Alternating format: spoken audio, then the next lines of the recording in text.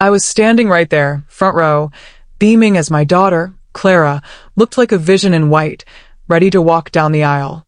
But instead of saying, "I do," what actually happened was her groom, a man named Ethan, didn't just stop the wedding. He turned, looked me dead in the eye, and poured an entire glass of celebratory champagne, the expensive kind, right over my head, soaking my mother of the bride dress. The whole room gasped, and then he shouted, loud enough for the 400 guests to hear, "You don't belong here. You never have." And the worst part? Clara didn't contradict him. She just looked down, silent.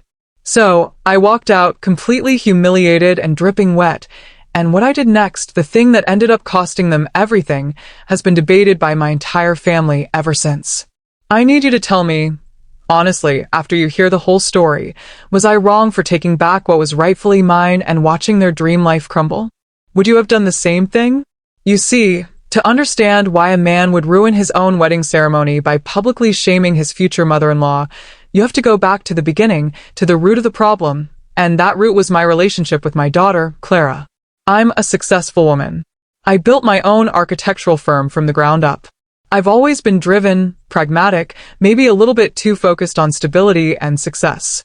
Clara, bless her heart, was the opposite. A free spirit, an artist, a dreamer. She always resented what she called my cold practicality. Her father, my ex-husband Michael, was the easygoing one, the one who always told her she was perfect just the way she was, while I was the one pushing her to file her taxes, finish her degree, and have a 5-year plan. When Michael and I divorced 10 years ago, the fault lines in my relationship with Clara only deepened. She started spending all her time with Michael, painting me as the villain, the career woman who sacrificed her family. And honestly, maybe there was some truth to that, but I was always trying to provide a better life, not destroy one. When Clara met Ethan about 4 years ago, I had a bad feeling almost immediately. Ethan was charming on the surface, handsome, articulate, always dressed impeccably. He also happened to come from a family with old money, which I will admit, eased some of my concerns about Clara's financial future. But beneath the polish, there was a subtle arrogance, a way he dismissed anyone he deemed common or working class. And I was definitely working class to him, despite my successful firm. He saw me as a barrier, a remnant of Clara's life before he could fully transform her into the perfect trophy wife for his elevated world. He started subtly isolating her. He'd criticize her friends, mock my career choices, and always find a way to make me look bad in front of her.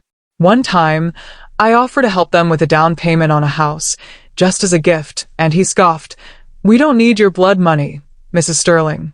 We'll earn our own way." Clara didn't jump to my defense. She just looked embarrassed. That was a recurring theme. The engagement was announced after only a year and a half, a massive affair that Ethan's mother, Penelope, insisted on hosting at their country club. This is where the real ugliness started. Penelope, a woman whose entire identity revolved around pedigree and prestige, treated me like a catering mistake. She made it clear that I was the necessary evil, the mother who must be tolerated. Every decision about the wedding, from the venue, the guest list, the dress, even the type of flowers, was made by Penelope and Ethan, with Clara just nodding along. I tried to suggest things, like maybe inviting a few of my childhood friends, or incorporating a tradition from my side of the family, but every idea was shut down. "It's not quite our aesthetic," was Ethan's usual passive-aggressive response. I remember one meeting where I finally pushed back about the guest list, saying, "I'm the mother of the bride. I think I deserve to invite more than 2 people." Ethan looked at me with a chillingly cold smile and said, "Technically, Mrs. Sterling, your role is simply to attend, pay for the dress, and look pleasant. Nothing more." Clara was there. She heard it all. And she said nothing. But despite the constant hostility, I kept trying. Why? Because she was my daughter. I convinced myself that if I just kept my head down, gave them what they wanted, and didn't make waves, Clara would eventually see that my love was unconditional. Ethan and Penelope had pushed for an extravagant, fairy tale wedding, the kind that costs more than most people earn in 5 years. They wanted the best of everything: A destination ceremony, a reception with a full orchestra, custom-designed everything. They expected me to contribute a significant amount, even though they constantly insulted me. My ex-husband Michael, who had remarried a lovely woman named Sarah, gave a modest gift, which was fine.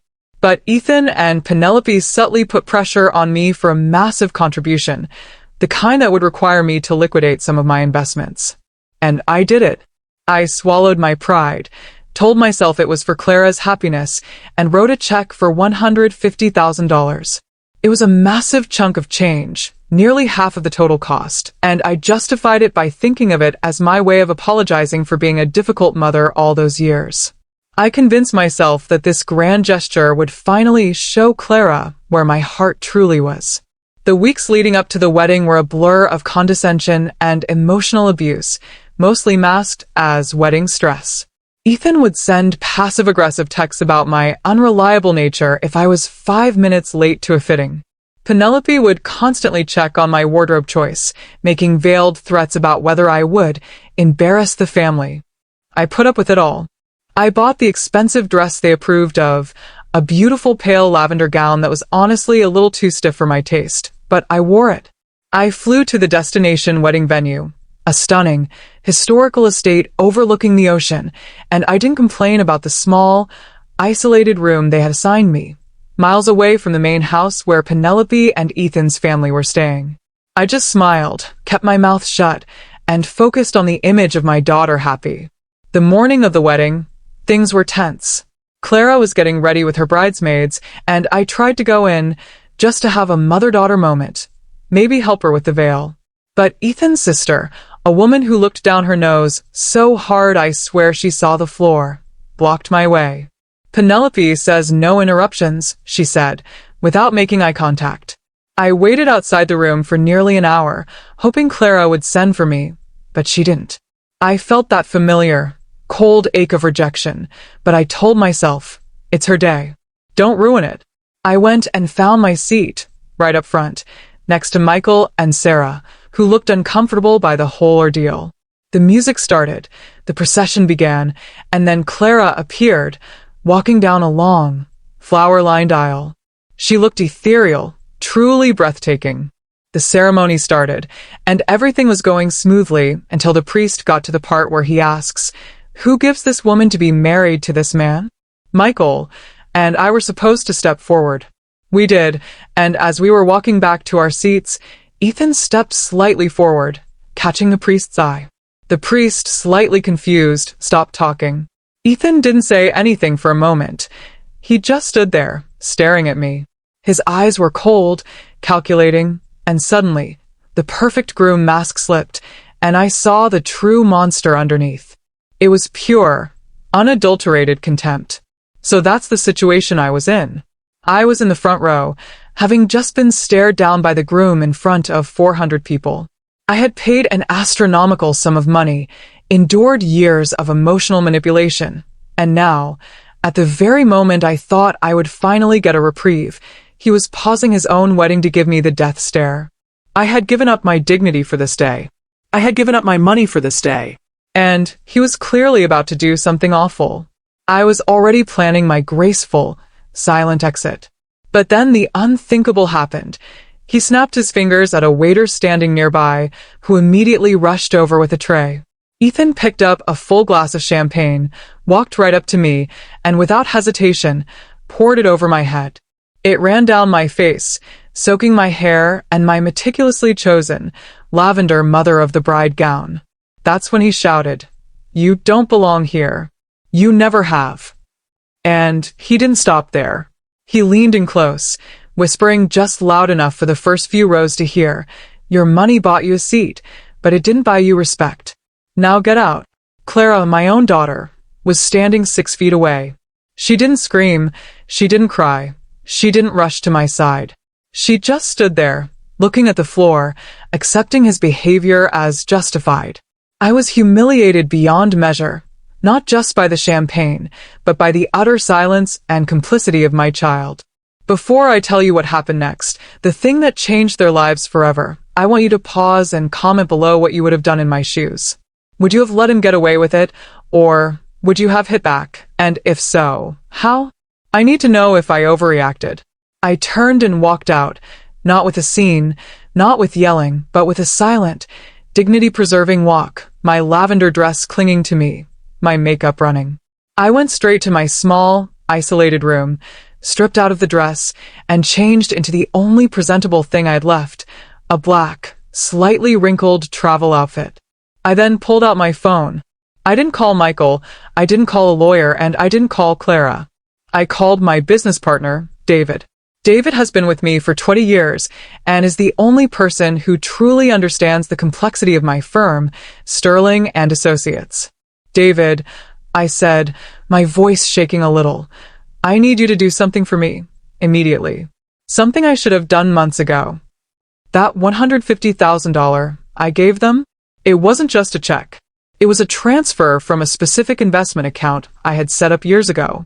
When I sent the money, I had done something incredibly foolish, something that now, in retrospect, was the only thing that saved me.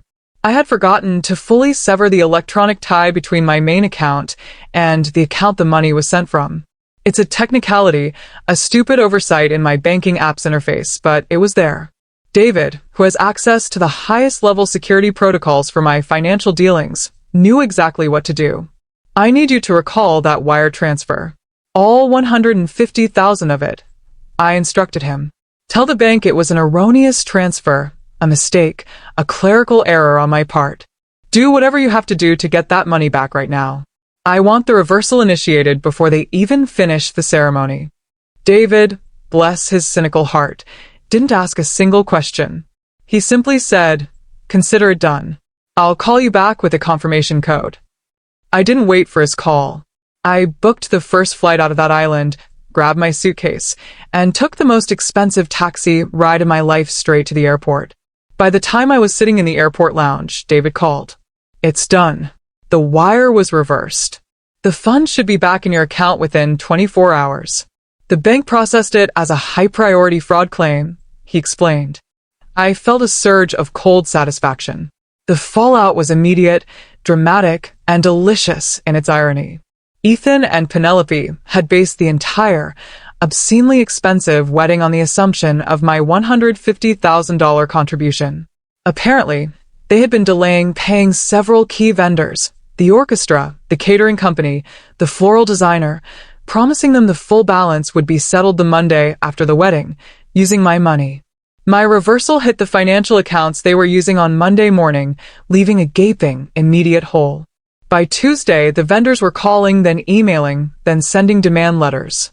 Ethan and Penelope's family money, it turned out, was vast but highly illiquid, tied up in trusts and investments that couldn't be instantly accessed to cover a sudden, massive debt. The real drama started 3 days later.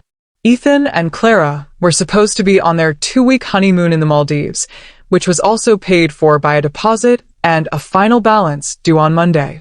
When the final payment bounced, the resort canceled the reservation, and Ethan and Clara were stranded at the connecting airport in Dubai.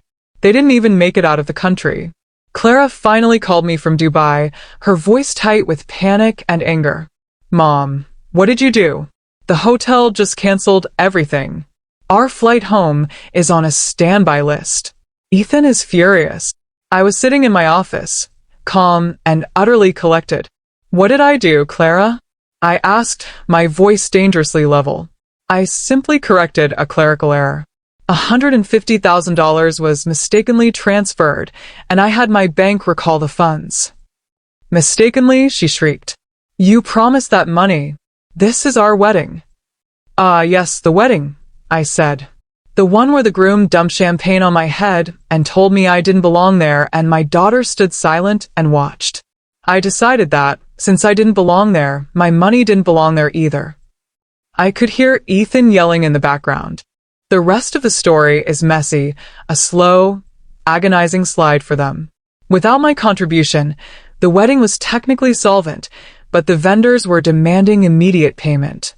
The bank Ethan and Penelope used for the wedding account flagged the massive shortfall. Their reputation among the elite circle they desperately tried to impress was completely ruined. Penelope had to sell a minor, ill-performing property to cover the debts and save face, a public humiliation in her high society world. Clara and Ethan came home, not to a blissful marriage, but to a financial disaster and constant sniping from Penelope. Clara, for the first time, had to confront the reality of Ethan's character when he blamed her entirely for not controlling her insane mother. We haven't spoken since that phone call. Clara is still married to Ethan, but their life is far from the fairy tale she imagined. They're stuck in a small, temporary apartment, saving every penny to rebuild the life they had already spent. I hear things through Michael and Sarah, who feel caught in the middle. They say Clara is miserable, finally realizing that her husband's contempt for me was just a small facet of his contempt for anyone who couldn't benefit him. I didn't just take back the money, I took away the foundation of their entire illusion. I watched it all happen from a distance, feeling a mixture of profound sadness for my daughter and a deep, fierce satisfaction for myself. I had finally, after years of being a doormat, prioritized my own worth. It was a terrible, brutal way to get my daughter's attention, and it cost me the last sliver of a peaceful relationship with her. But what Ethan did was beyond unforgivable, a calculated act of cruelty performed in front of everyone we knew. By walking out, I saved my dignity, but by recalling the money, I saved my future and, in a twisted way, maybe I forced my daughter to finally wake up to the kind of man she married. Was it the nuclear option? Absolutely. But I stood there dripping in champagne, feeling like I had been slapped across the face, realizing that my daughter's silence was the final betrayal. So, I protected myself. I took back what was mine. I've lived with the consequences, and honestly, I don't regret it. I finally taught them the one lesson they desperately needed to learn. Never confuse my willingness to give with my ability to be exploited. So that's my story. It's a painful one, a story about a mother who finally drew a line in the sand with a $150,000 retraction. It's the most dramatic and regrettable decision I've ever made, but I stand by it. I want to know what you think. Like this video if you are on my side and believe Ethan got exactly what he deserved for his disgusting public display. Subscribe for more stories like this, and please share your final thoughts on this whole mess in the comment section. Tell me, do you think Clara will ever truly understand why I did what I did? I'll see you all in the next story.